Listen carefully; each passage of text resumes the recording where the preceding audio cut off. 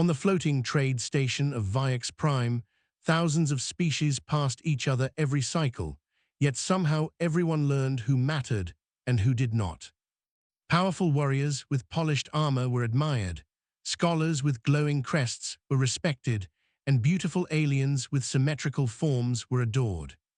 Hidden among them was Lyra, a small alien girl with uneven wings and a fractured bioluminescent core that flickered instead of shining bright.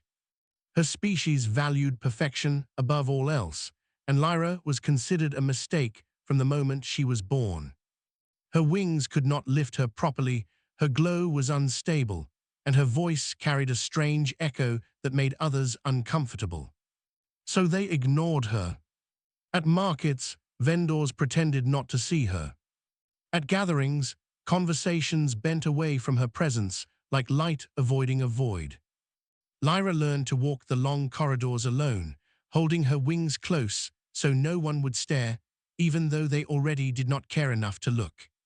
She told herself that being unseen hurt less than being mocked, even if the silence felt heavier each day. Humans were new to the Galactic Council, strange creatures with soft bodies and expressive eyes. They lacked natural armor, glow, or psychic presence, yet they carried something unfamiliar, curiosity without hierarchy. When the first human delegation arrived at VIX Prime, most species dismissed them as weak and temporary. Lyra watched them from a distance, noticing how they looked around with wonder instead of judgment. One human in particular stood out, a young man named Elias, a cultural envoy tasked with observing interspecies relations.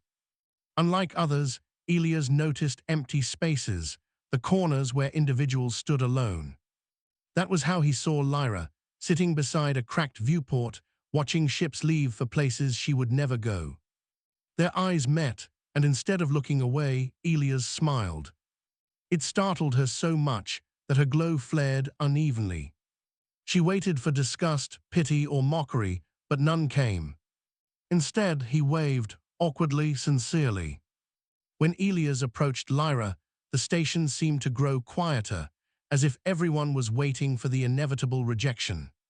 He asked her name slowly, carefully, using a translator tuned for gentleness rather than efficiency. Lyra answered, her voice trembling, expecting him to leave once he noticed her flaws. But he stayed. He listened as she spoke about her world, about how she was never chosen for flights or ceremonies. She admitted she was considered defective, her wings unreliable, her core unstable. Elias frowned, not in judgment, but in confusion. He told her that on Earth, humans had learned that difference often meant adaptation, not failure. When the Council announced a joint cultural program requiring humans to choose a partner species representative, everyone assumed Elias would select a powerful or elegant alien. Instead, he chose Lyra.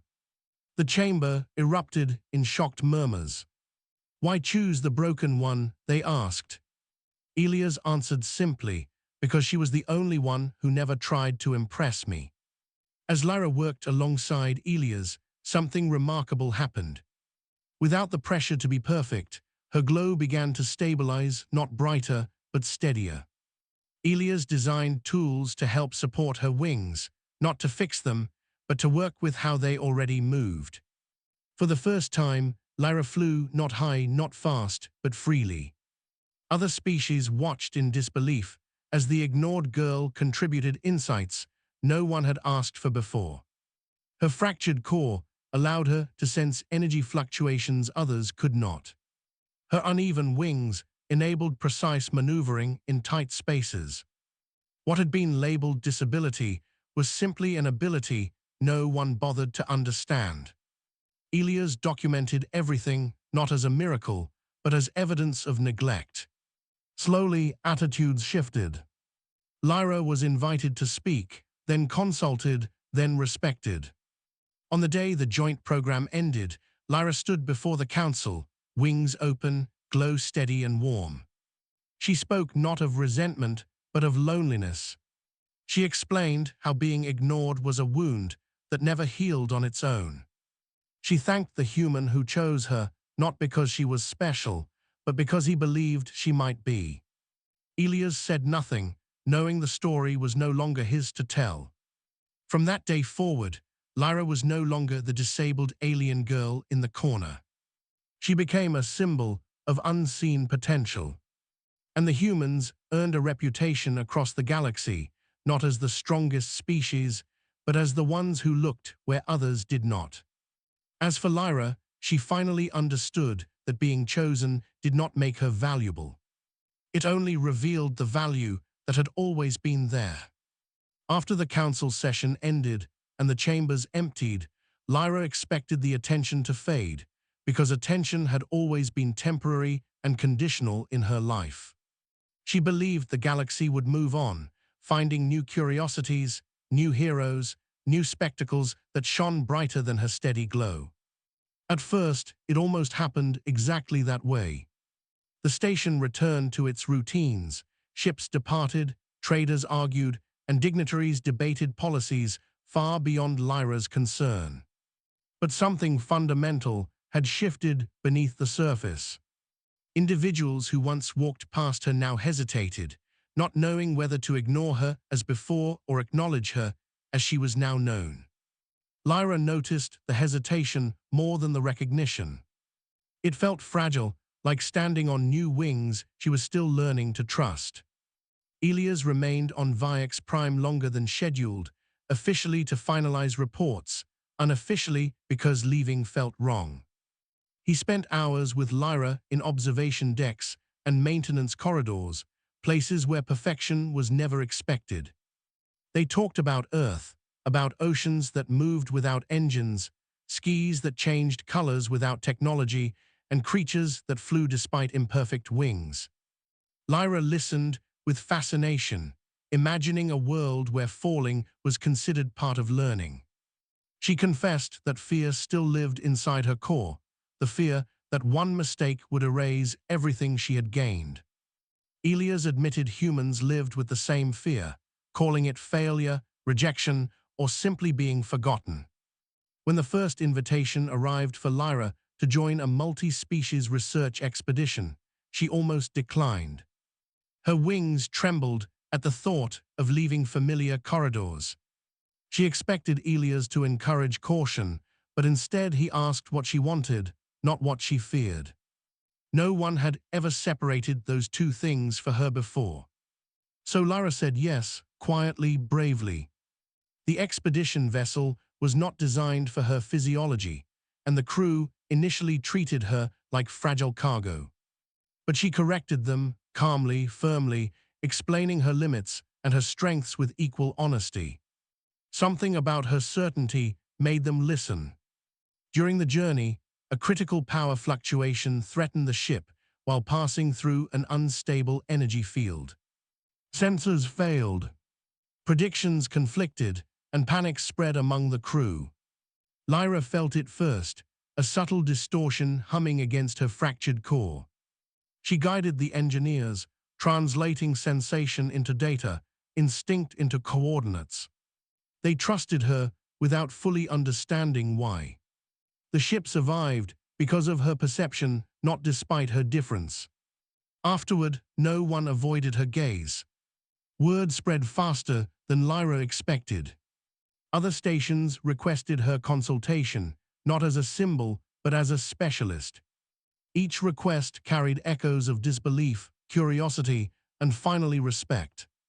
Lyra struggled with exhaustion, learning that visibility came with its own weight. Elias reminded her that choosing rest was not weakness, a lesson humans had learned slowly and painfully. Together they established boundaries, refusing narratives that turned her into inspiration without substance.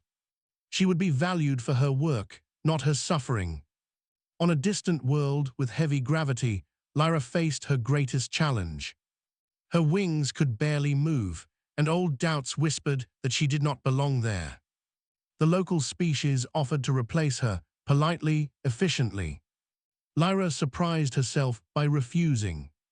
She adapted instead, using grounded movement, tactile sensing, and her core's resonance with the planet's magnetic flow. What she lost in flight, she gained in stability. The solution she proposed saved months of terraforming effort. For the first time, she felt pride without fear of punishment. Elias watched her transformation with quiet admiration, careful not to claim ownership over it. He understood his role had never been to lead her, only to stand where others walked away. When his assignment finally ended, the departure felt heavier than either of them admitted. Lyra worried that without him, the world might revert. Elias reminded her that she was no longer alone, even when she felt unseen again. They parted without promises, trusting continuity more than certainty. Back on VX Prime, Lyra returned not as the ignored girl, but as someone who had left and come back changed. Young aliens with unconventional forms began to approach her, hesitant but hopeful. She listened to them the way Elias had listened to her. Not offering solutions, but presence. The cycle continued quietly, powerfully. Years later, when historians recorded the moment humans changed galactic culture, they often focused on council speeches and policy shifts. Lyra knew the truth was smaller, simpler, and harder to measure. It began when one human chose to see her, and when she chose to believe that being seen did not require becoming someone else. In the vast silence of space, that choice echoed farther than anyone could have predicted. The change Lyra helped begin did not arrive as a celebration, but as a quiet disturbance moving through the margins of the galaxy. It started with messages routed through unofficial channels, requests marked uncertain, incomplete, and hesitant. Aliens with mismatched limbs, unstable frequencies, fractured minds, or altered timelines reached out not to the councils, but to Lyra. They did not ask for rescue. They asked if survival could ever become living. Lyra read every message slowly, feeling the weight of each story press against her core. Some were abandoned researchers whose ideas were dismissed as impractical. Others were warriors deemed unfit because they questioned orders instead of following them blindly. Many were born different like her, shaped by chance rather than design. She recognized the same quiet pain in all of them, the pain of being irrelevant before being understood. Instead of forwarding their pleas to institutions that once ignored her, Lyra did something radical. She answered them herself. With limited resources and no official backing, Lyra began assembling what she called the Unchosen Network. It was not a rebellion, not a movement, and not a demand. It was a space where difference did not require justification. Members shared adaptations, tools, survival strategies, and failures without fear of ridicule. What councils called inefficiency, the network called experimentation. What others labeled defects became data. At first, authorities paid no attention. Small beings, collaborating in forgotten sectors, rarely threatened established order.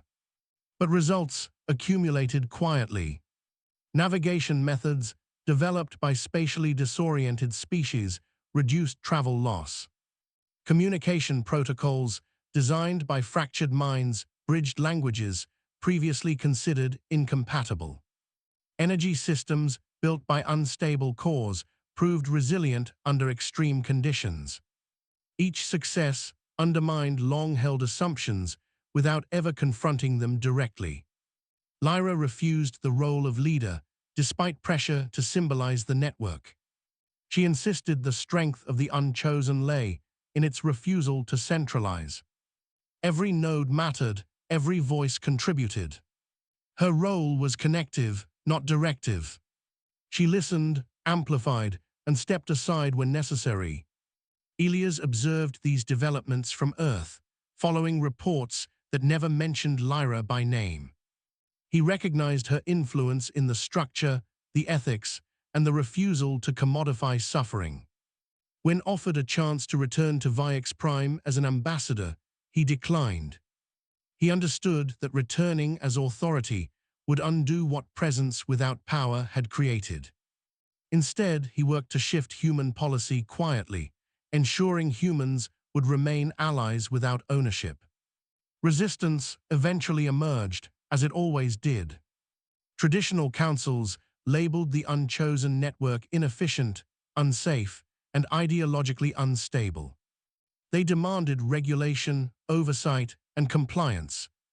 Lyra was summoned to justify the existence of something that refused to be owned. She arrived alone, wings supported but unhidden, glow steady. She did not argue statistics. She told stories. She described the cost of exclusion measured not in resources lost, but in lives diminished. She explained that perfection was a luxury afforded only by those already protected. Difference, she said, was not a flaw in the system, it was evidence the system was incomplete. The chamber listened, not because they agreed, but because they could no longer dismiss her as irrelevant. When permission was denied, Lyra did not protest. The network continued regardless. Authority discovered too late that relevance did not require approval. Across the galaxy, younger generations noticed. They saw peers thriving without institutional validation. They questioned paths laid out as inevitable. Participation replaced aspiration. Contribution replaced conformity. Lyra felt exhaustion creep in, deeper than physical fatigue. Visibility returned with sharper edges. Some praised her, others blamed her for destabilization. She learned again that being seen did not guarantee safety. During quiet cycles, doubt whispered that perhaps ignoring had been easier. In those moments, Lyra remembered the cracked viewport where she once sat unseen. She remembered the human who smiled instead of looking away.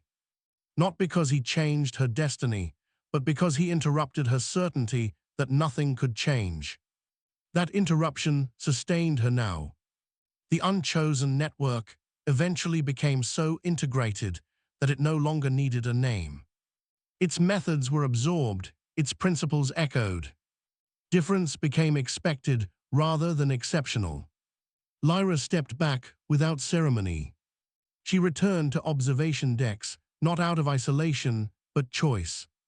One day, a young alien with unstable limbs approached her, glow flickering with nervous hope. They asked if being chosen was the goal. Lyra answered honestly. Being chosen feels powerful, she said, but choosing yourself is what lasts. As ships passed and stars shifted, Lyra understood her story was no longer singular. It had multiplied, fragmented, adapted. Just like her. And in a galaxy that once ignored her completely, that quiet legacy was enough.